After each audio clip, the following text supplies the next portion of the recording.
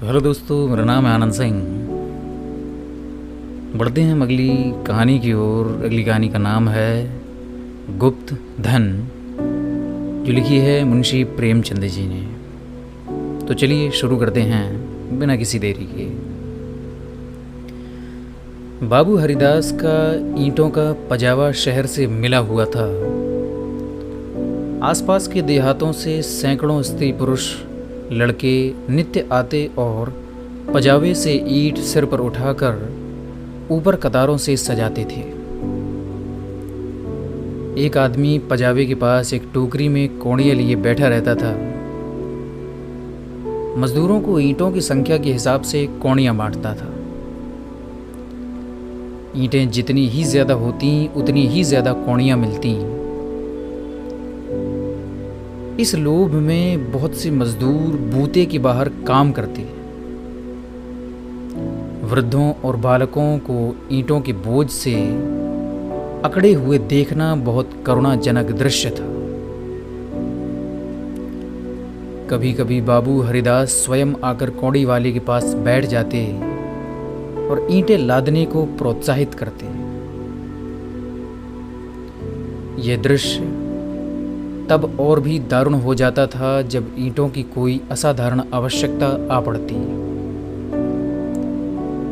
उसमें मजूरी दूनी कर दी जाती और मजूर लोग अपनी सामर्थ्य से दूनी ईंटें लेकर चलते। एक एक पग उठाना कठिन हो जाता।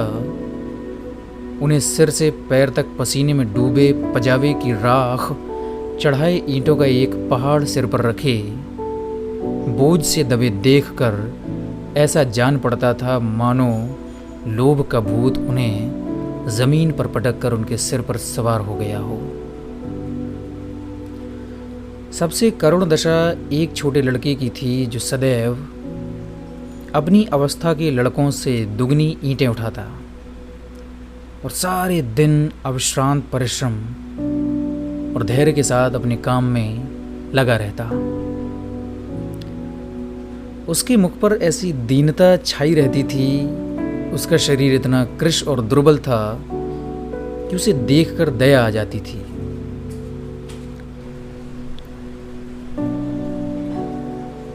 दूसरे लड़के बनिए की दुकान से गुड़ लाकर खाते तो कोई सड़क पर जाने वाले इक्कों और हवा गाड़ियों की बहार देखता और कोई व्यक्तिगत संग्राम में अपनी जिह्वा और बाहु के जौहर दिखाता। लेकिन इस गरीब लड़के को अपने काम से काम था। उसमें लड़कपन की ना चंचलता थी, न शरारत और ना ही खिलाड़ीपन। यहाँ तक कि उसके ओंठों पर भी कभी हंसी भी ना आती थी। बाबू हरिदास को उसकी दशा पर दया आती। कभी कभी कौड़ी वाले को इशारा करते कि उसे हिसाब से अधिक कौड़ियाँ दे दो। कभी कभी वे उसे खाने को कुछ दे देते थे। एक दिन उन्होंने उस लड़के को बुलाकर अपने पास बैठाया और उसके समाचार पूछने लगे। ज्ञात हुआ कि उसका घर पास ही के गांव में है। घर में एक वृद्धा माता के सिवा कोई और नहीं है और वह वृद्धा भी किसी पुराने रोग से ग्रस्त रहती है। घर का सारा भार इसी लड़के के सिर पर था। कोई उसे रोटियां बनाकर देने वाला भी नहीं था। शाम को जाता था तो अपने हाथों से रोटियां बनाता और अपनी माँ को खिलाता था। जाति का ठाकुर था। किसी समय उसका कुल धन धान्य संपन्न था। लेन देन होता था और शक्कर का कारखाना चलता था। कुछ जमीन भी थी, किंतु भाइयों की स्पर्धा और विद्वेष ने उसे इतनी हीनावस्था को पहुंचा दिया कि अब रोटियों के लाले पड़े हैं। उस लड़के का नाम मगन सिंह था। हरिदास ने पूछा, गांव वाले तुम्हारी कुछ मदद नहीं करते? मगन कहता है, वाह, उनका वश चले तो मुझे मार डालें। सब समझते हैं कि मेरे घर में रुपये गड़े हैं। हरिदास ने उत्सुकता से पूछा, पुराना घराना है, कुछ ना कुछ तो होगा ही। तुम्हारी माँ ने इस विषय में तुमसे कुछ नहीं कहा कभी?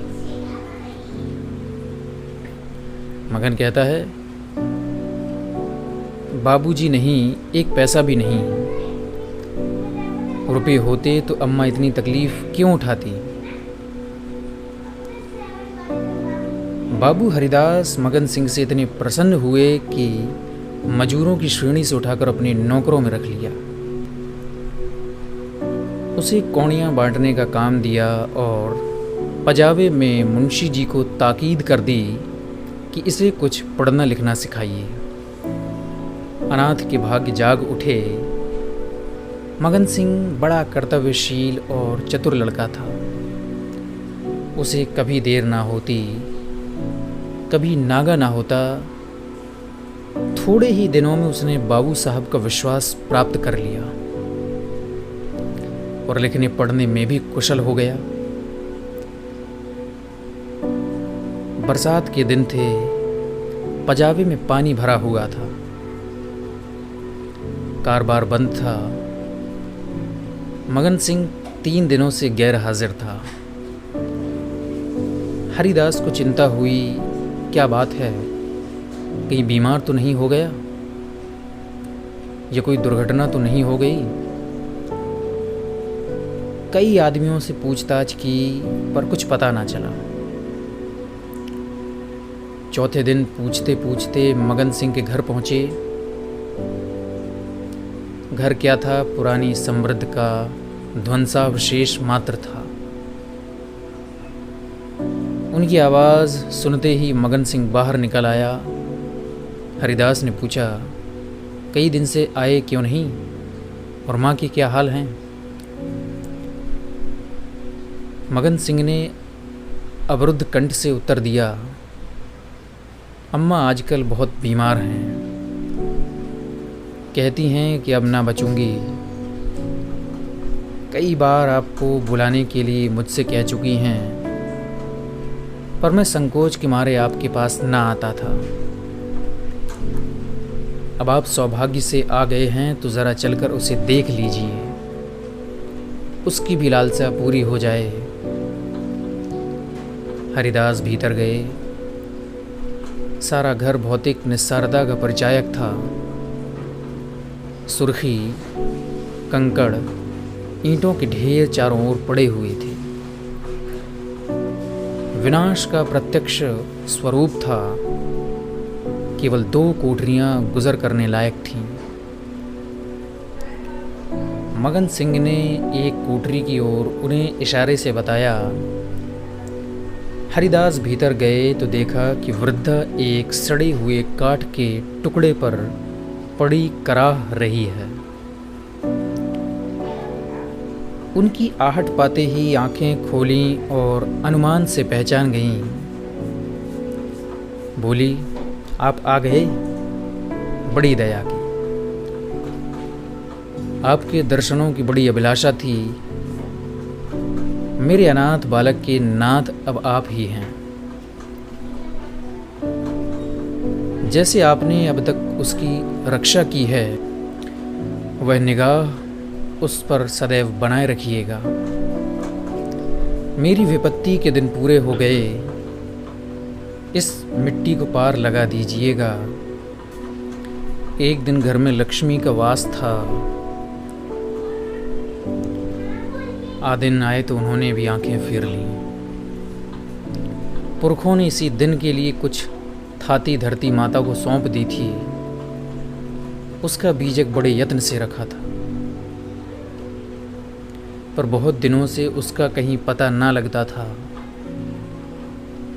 मगन के पिता ने बहुत खोजा पर ना पा सके। नहीं तो हमारी दशा इतनी हीन ना होती। आज 3 दिन हुए मुझे वह बीजक आप ही आप रद्दी कागज़ों में मिल गया। तब से उसे छिपा कर रखे हुए हूँ, मगन बाहर है। मेरे सिरहाने जो संदूक रखी है, उसी में वह बीजक है, उसमें सब बातें लिखी हैं। उसी से ठिकाने का भी पता चलेगा। अवसर मिले तो उसे खुदवा डालिएगा और मगन को दे दीजिएगा। यही कहने के लिए आपको बार बार बुलवाती थी। आपके सिवा मुझे किसी पर विश्वास ना था। संसार से धर्म उठ गया, किसकी नियत पर भरोसा किया जाए। हरिदास ने बीजक का समाचार किसी से ना कहा। नियत बिगड़ गई, दूध में मक्खी पड़ गई। बीजक से ज्ञात हुआ कि धन उस घर से 500 डग पश्चिम की ओर एक मंदिर के चबूतरे के नीचे है। हरिदास धन को भोगना चाहते थे, पर इस तरह कि किसी को कानो कान खबर ना हो। काम कष्ट साध्य था। नाम पर धब्बा लगने की प्रबल आशंका थी, जो संसार में सबसे बड़ी यंत्रणा है। कितनी घोर नीचता थी जिस अनाथ की रक्षा की, जिसे बच्चे की भांति पाला, और आज उसी के साथ विश्वासघात। कई दिनों तक आत्मवेदना को पीड़ा बनाकर सहते रहे। अंत में कुतर्कों ने विवेक को परास्त कर दिया। मैंने कभी धर्म का परित्याग नहीं किया और ना कभी करूँगा। क्या कोई ऐसा प्राणी भी है जो जीवन में एक बार भी विचलित ना हुआ हो? यदि है तो वह मनुष्य नहीं, देवता है। और मैं तो मनुष्य हूँ। मुझे देवताओं की पंक्ति में बैठने का दावा नहीं है। मन को समझाना, बच्चे को फुसलाना है। हरिदास सांझ को सैर करने के लिए घर से निकल जाते। जब चारों ओर सन्नाटा छा जाता तो मंदिर के चबूतरे पर आ बैठते और एक कुदाली से उसे खोदते। दिन में 2-1 बार इधर उधर ताक झांक करते कि कोई चबूतरे के पास खड़ा तो नहीं है। रात की निस्तब्धता में उन्हें अकेले बैठे ईंटों को हटाते हुए उतना ही भय होता था जितना किसी भ्रष्ट वैष्णव को आमिष भोजन से होता है। चबूतरा लंबा चौड़ा था, उसे खोदते 1 महीना लग गया और अभी आधी मंजिल भी तय न हुई। इन दिनों उनकी दशा उस पुरुष की सी थी जो कोई मंत्र जगा रहा हो। चित्त पर चंचलता छाई रहती, आंखों की ज्योति तीव्र हो गई थी। बहुत गुमसुम रहते, मानो ध्यान में हों, किसी से बातचीत ना करते। अगर कोई छेड़ कर बात करता तो झुंझला पड़ते। पजावे की ओर बहुत कम जाते। विचारशील पुरुष थे। आत्मा बार बार इस कुटिल व्यापार से भागती। निश्चय करते कि अब चबूतरे की ओर न जाऊंगा, पर जैसे ही शाम होती उनके दिमाग पर एक नशा सा छा जाता और बुद्धि और विवेक का अपहरण हो जाता। जैसे कुत्ता मार खाकर थोड़ी देर के बाद टुकड़े की लालच में जा बैठता है, वही दशा उनकी थी। यहाँ तक कि दूसरा महीना भी व्यतीत हुआ। अमावस की रात थी। हरिदास मलिन हृदय में बैठी हुई कालिमा की भांति चबूतरे पर बैठे हुए थे। सोच रहे थे कि आज चबूतरा खुद जाएगा, ज़रा देर तक और मेहनत करनी पड़ेगी। कोई चिंता नहीं, घर में लोग चिंतित हो रहे होंगे, पर अभी निश्चय हुआ जाता है कि चबूतरे के नीचे क्या है। पत्थर का तहखाना निकल आया तो समझ जाऊंगा कि धन अवश्य होगा। तहखाना ना मिले तो मालूम हो जाएगा कि सब धोखा ही धोखा है। कहीं सचमुच तहखाना ना मिले तो बड़ी दिल्लगी हो। मुफ्त में उल्लू बनूं पर नहीं। कुदाली खटखट बोल रही है। हाँ, पत्थर की चट्टान है। उन्होंने उसे टटोल कर देखा और भ्रम दूर हो गया। सच में चट्टान थी। सोचने लगे कि तहखाना मिल गया। लेकिन हरिदास खुशी से उछले कूदे नहीं। आज वे लौटे तो सिर में दर्द था, समझे कि थकान है। लेकिन यह थकान नींद से ना गई और रात को ही उन्हें जोर से बुखार आ गया। 3 दिन तक ज्वर में पड़े रहे। किसी दवा से फायदा ना हुआ। इस रूढ़ावस्था में हरिदास को बार बार भ्रम होता था, कहीं यह मेरी तृष्णा का दंड तो नहीं है। जी में आता था मगन सिंह को बीजक दे दूं और क्षमा की याचना करूं, पर भंडाफोड़ होने का भय मुंह बंद कर देता था। न जाने ईसा की अनुयायी अपने पादरियों के सम्मुख कैसे अपने जीवन भर के पापों की कथा सुनाया करते थे। हरिदास की मृत्यु के पीछे यह बीजक उनके सुपुत्र प्रभुदास के हाथ लगा। बीजक मगन सिंह के पुरखों का लिखा हुआ है।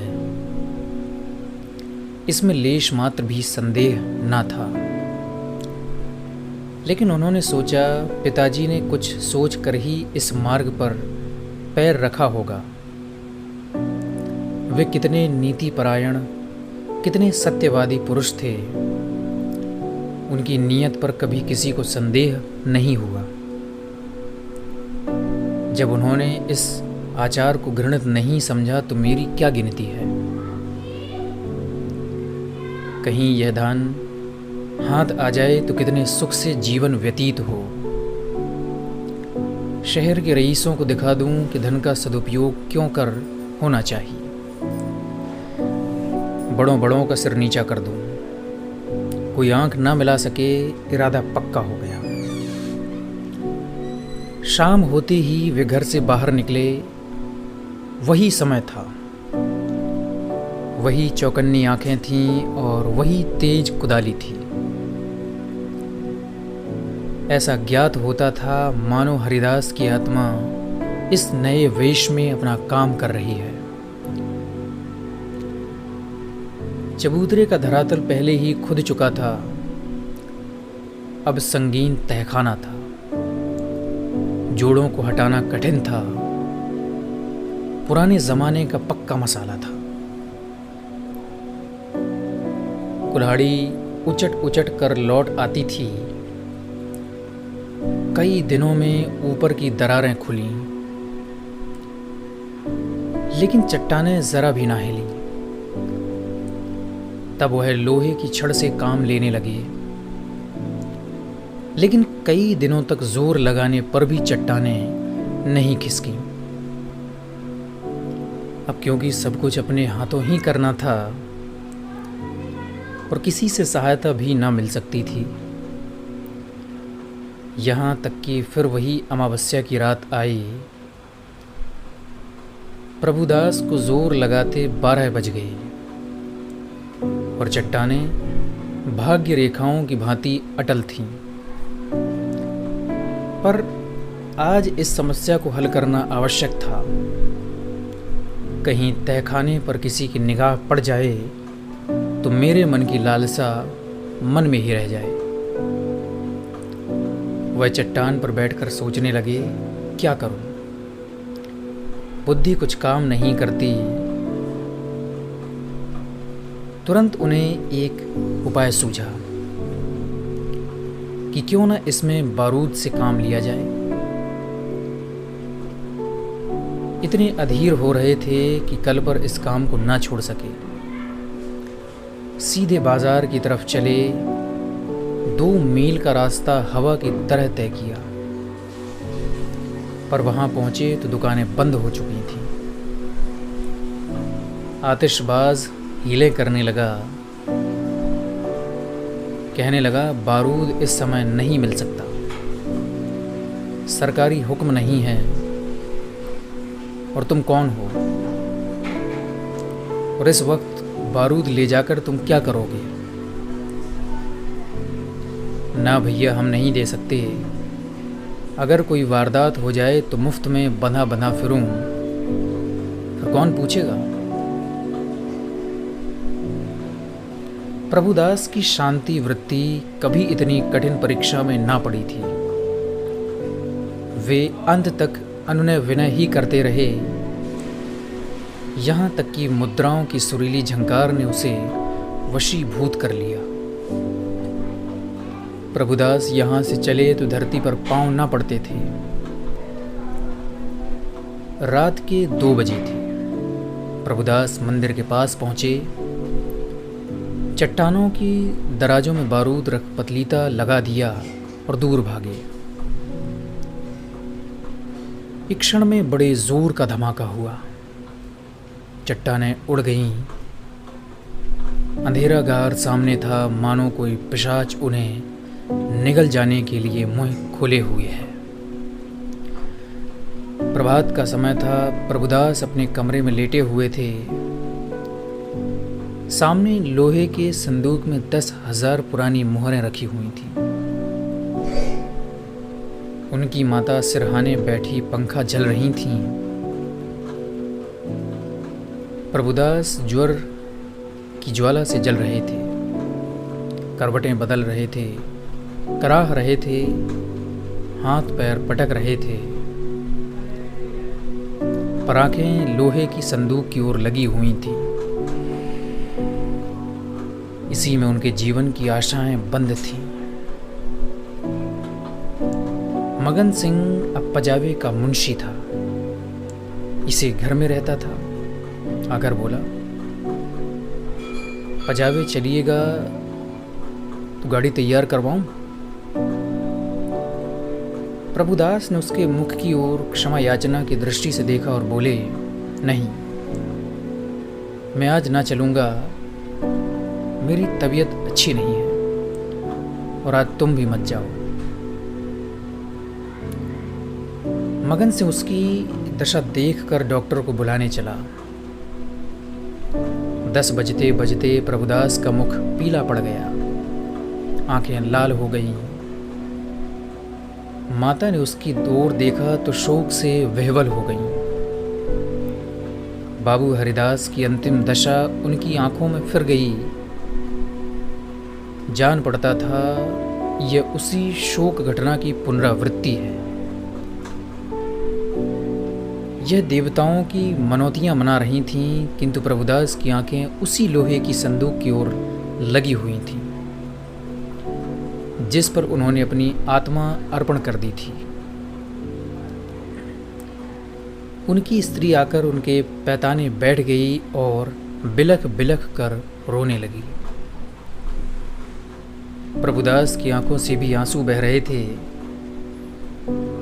पर वे आंखें उसी लोहे की संदूक की ओर निराशापूर्ण भाव से देख रही थीं। डॉक्टर ने आकर देखा, दवा दी और चला गया, पर दवा का असर उल्टा हुआ। प्रभुदास के हाथ पांव सर्द हो गए, मुख निस्तेज हो गया, हृदय की गति मंद पड़ गई, पर आंखें संदूक की ओर से ना हटी। मोहल्ले के लोग जमा हो गए। पिता और पुत्र के स्वभाव और चरित्र पर टिप्पणियां होने लगीं। दोनों शील और विनय के पुतले थे। किसी को भूल कर भी कड़ी बात ना कही।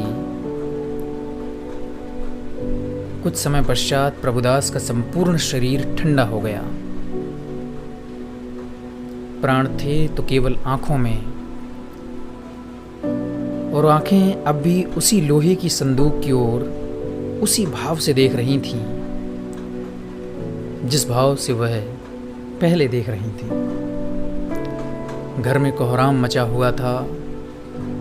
दोनों महिलाएं पछाड़ें खाकर गिरती थीं।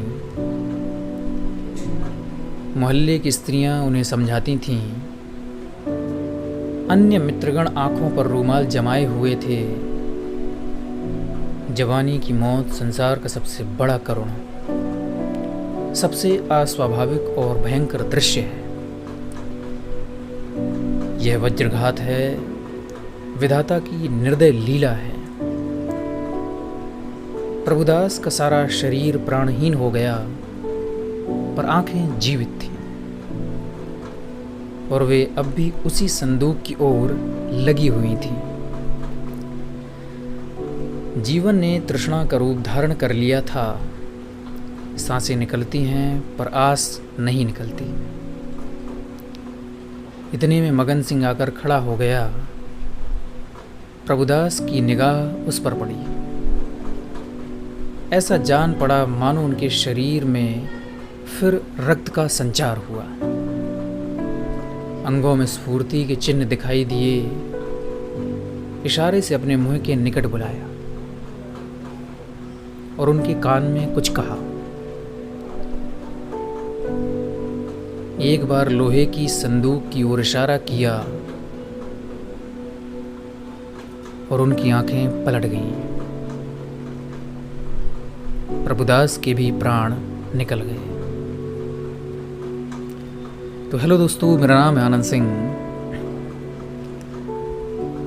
इस कहानी से हमें सीख मिलती है कि जिस भी चीज़ पर जिसका भी अधिकार है, हमें उसके अधिकार से वंचित नहीं करना चाहिए, क्योंकि जिस पर जिसका अधिकार है वह उसी को मिलेगा। कोई और उसे पाने की लालसा या इच्छा रखेगा तो वह इसी तरह नरक का भागी बनेगा। तो बने रहिए दोस्तों हमारे साथ। मिलते हैं अगली कहानी में। तब तक के लिए धन्यवाद।